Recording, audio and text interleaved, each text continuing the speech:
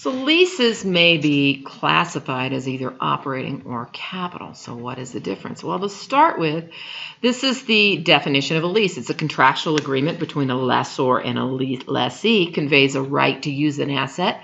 And the lessee, the tenant, is going to pay periodic payments over time.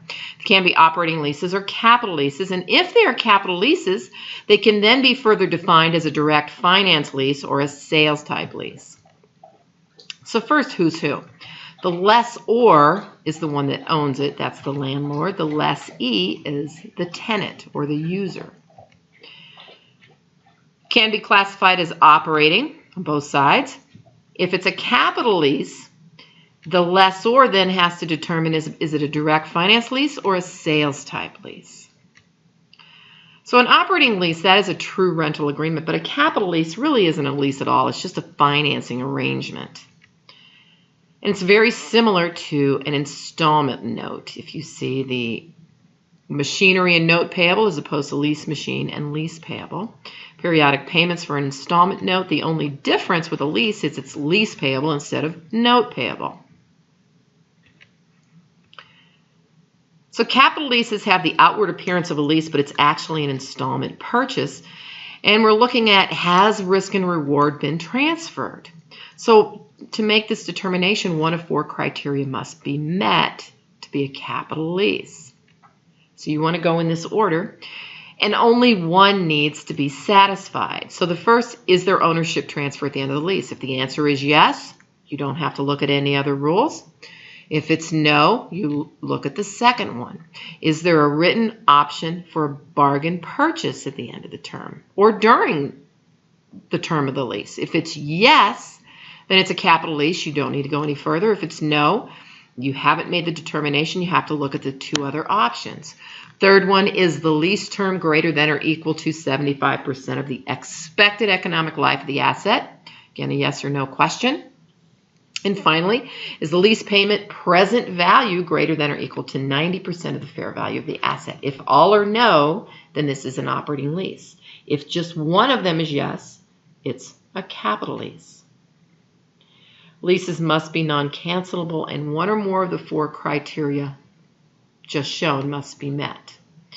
Now for the lessee, the tenant, under U.S. GAAP, it's called a capital lease. Under IFRS, it's called a finance lease.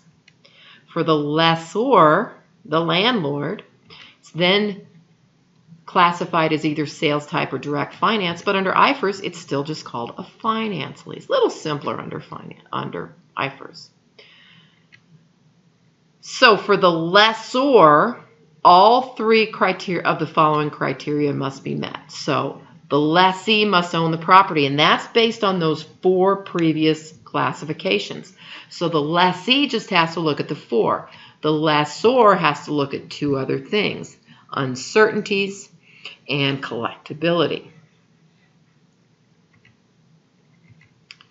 So those classification rules, again, it's best to do them in this order. Look at the easiest ones to determine first. You only have to meet 1 to be classified as a capital lease. For looking at how long a lease is, what goes into it, the first 2, you focus on the asset's life.